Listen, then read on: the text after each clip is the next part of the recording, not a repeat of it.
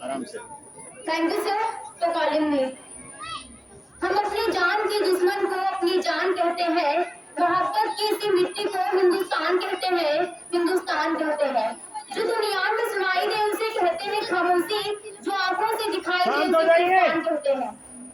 जो ये दीवार का सुराग है साहब, जो ये दीवार का सुराग है, चाइना अमेरिका पाकिस्तान साजिशों का हिस्सा है, मगर हम इसे अपने घर का रोशनदान कहते हैं, अपने घर का रोशनदान कहते हैं।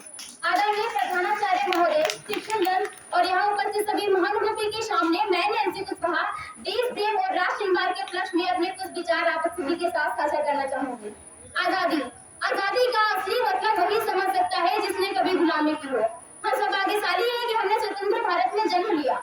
यूं तो आजादी की लौ सन 1857 में ही जल चुकी थी, जो बरसात करके 1947 में हमारे भारत को आजाद कराई। प्राचीन, मध्यकालीन तथा वर्तमान उदाहरणों से स्पष्ट करना चाहूंगी कि जब तिरंगों के फेरे में फंस गए थे तो रंगती बसंती चोला की एक आवाज से टोलों की टोले उमड़ आते थे और उनकी वंदे मातरम की नारों से खून में आने वाला 5 डिग्री का तूफान अंग्रेजी शासकों की जड़ों में तूफान ला देता था। लोग मर जाते थे, मिट जाते थे, फांसी चढ़ जाते थे, मगर वो भी अपनी देशभक्ति साबित कर रहे होते थे, क्योंकि ये उस दौर की देशभक्ति की कसौटी थी। इसके बाद सन 62, 65 और 78 में अपना सुहाग गवा देने वाली औरत जब घर के हालात ये हो जाया करते थे कि प्यार भी भरपूर गया, मांग का सिंदूर गया, नन्ही नौनिहालों की लंगूटियां चली गई, छोटी छोटी बेटियों की छोटियां चली गई, बाप की कमाई गई, भाई की पढ़ाई गई, ऐसा एक विस्फोट हुआ, पता ही चला सारे जिस्म की कहां पोटियां चली गई। और आपके लिए थे गाजी मरा है साहब, हमारे घर की जो रोटियां चली गई, हमारे घर की जो रोटियां चली गई। वाले हालात पैदा हो जाने के बावजूद भी एक माँ अपने बेटी को सरहद पर दुश्मनों की धज्जियां उड़ाने के लिए भेज दिया करती है और पत्र लिखकर ये भेजा करती है कि अम्मा ने खत लिखा है बड़े ही चाव से, पुत्र मेरे ना घबरा जाना, 1 इंच भी पीछे न हटना, चाहे इंच कर जाना, चाहे इंच कर जाना। इस तरीके से पूरा परिवार अपनी देशभक्ति साबित कर रहा होता था। तब देश बलिदान मांगता था, तब देश लड़ जाने को कहता था, मिट जाने को कहता था, फांसी चढ़ जाने को कहता था, किंतु आज देश बलिदान नहीं मांगता, आज देश लड़ जाने को, मिट जाने को, फांसी चढ़ जाने को नहीं कहता। मेरे ख्याल से सच्चा देशभक्त वही है जो अपना काम पूरी मेहनत, लगन, ईमानदारी से करता है। मैं नहीं मानती कि फेसबुक, व्हाट्सएप की डीपी को 3 रंग में रंगना ही देशभक्ति है।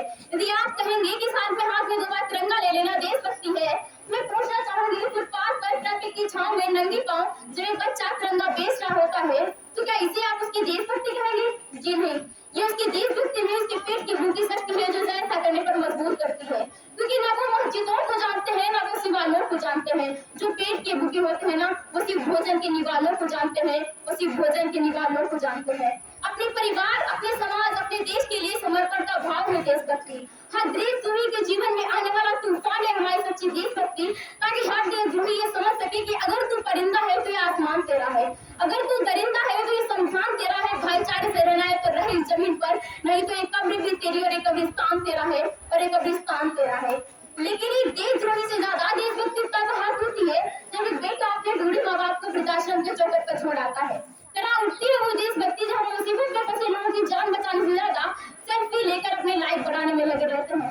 हम ना एक ऐसे समाज में जीते हैं जहाँ लड़कों से बात करता देख जो भाई हड़काते हैं, लड़कों से बात करता देख जो भाई हड़काते हैं, वही भाई अपनी गर्लफ्रेंड के किसी घर में हंसर को सुनाते हैं। और मैं बता दूं कि आज भी महिला सुरक्षा के मामले में हम 4थे नंबर पर आते हैं। हम ना एक ऐसे समाज में जीते हैं जहाँ पत्थर की मूरत को लगते हैं 56 गुण, भूखे नंगे तड़पते सो जाते हैं लोग, भूखे नंगे तड़पते सो जाते हैं लोग। मजदूर को मजदूर समझिए, मजदूर नहीं। गरीब को काम दीजिए, दान नहीं। अगर दान देने के इच्छुक है तो जीते जी रक्तदान दीजिए और मरने के बाद अंग दान देकर मरते हुए को जीवन दान दीजिए। यही सच्ची देशभक्ति है, यही सच्चा राष्ट्रप्रेम है। न सरकार मेरी है, न सरकार मेरी है, न रब मेरा है, न सरकार मेरी है, न रब मेरा है, और ना ही ये बड़ा सा नाम मेरा है। बस इतनी सी बात का गुरूर है मुझे कि मैं भारत की हूँ और ये भारत मेरा है और ये भारत मेरा है। परंतु एक वैचारिक बीमारी भी हमारे समाज में नजर आती है। कहा जाता है कि हम दुनिया के सबसे बड़े लोकतांत्रिक हैं, जहाँ हिंदू पैदा होते हैं, मुस्लिम पैदा होते हैं, सिख और ईसाई भी पैदा होते हैं, मगर बदकिस्मती है कि अब इंसान पैदा नहीं होते। मेरे विचारों से ना हिंदू की जरूरत है, ना मुसलमान की जरूरत है। राष्ट्र निर्माण के लिए केवल अच्छे इंसान की जरूरत है, केवल अच्छे इंसान की जरूरत है। जरा सोच के देखिए कि पेड़ पौधे और सफाई भी परेशान हो जाए अगर परिंदे भी हिंदू और मुसलमान हो जाए, अगर परिंदे तो हिंदू और मुसलमान हो जाए। एक वैसी बीमारी हमारे समाज में नजर आती है। हमारे जो देश का शिक्षा वर्ग है वो केवल दो तरह के लोगों के लिए है, एक वो जो विद्वान है, दूसरे वो जो धनवान है। इसी तरीके की कई गजब की बीमारियां हैं, पर इन बीमारियों की जो जड़ है ना वो है हमारा अंधविश्वास। मेरे विचारों से जब तक इस देश का युवा मंदिरों में जा कर नारियल फोड़ कर भगवान को रिश्वत लगाता रहेगा, इस देश का शिक्षित वर्ग ही बिल्ली की रास्ता काटने पर खड़े हो जाना, अपनी जाति धर्म को ऊंचा मानकर दूसरों की जाति धर्म की अवहेलना करता रहेगा, तब तक इस देश से अंधविश्वास खत्म नहीं होगा। मेरे विचारों से राष्ट्र निर्माण तब संभव होगा जब इस देश की महिलाओं की पूजा में उनकी इज्जत की जाएगी। राष्ट्र निर्माण तब संभव होगा जब स्वच्छता अभियान में केवल सरकार नहीं बल्कि सड़क पर चलने वाला हर एक नागरिक हाथ बटाएगा। असल मायने में राष्ट्र निर्माण तब संभव होगा जब एक गरीब बच्चा मध्याह्न भोजन के लिए नहीं बल्कि शिक्षा के लिए सरकारी स्कूल के चौखट पर कदम रखेगा।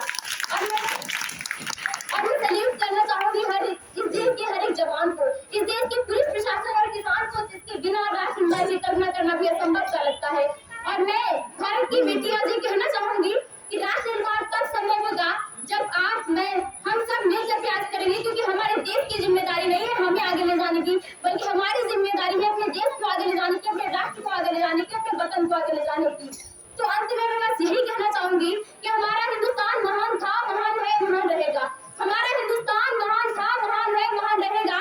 होगा बुलंद होगा सभी के दिलों में, एक दिन पाकिस्तान भी जय हिंद कहेगा। पाकिस्तान ही क्या सारा जहां जय हिंद कहेगा, क्योंकि सारे जहां से अच्छा हिंदुस्तान हमारा, हम बुलबुले हैं इसके, ये है गुलसिता हमारा, ये है गुलसिता हमारा। जय हिंद, जय भारत। बहुत सुंदर।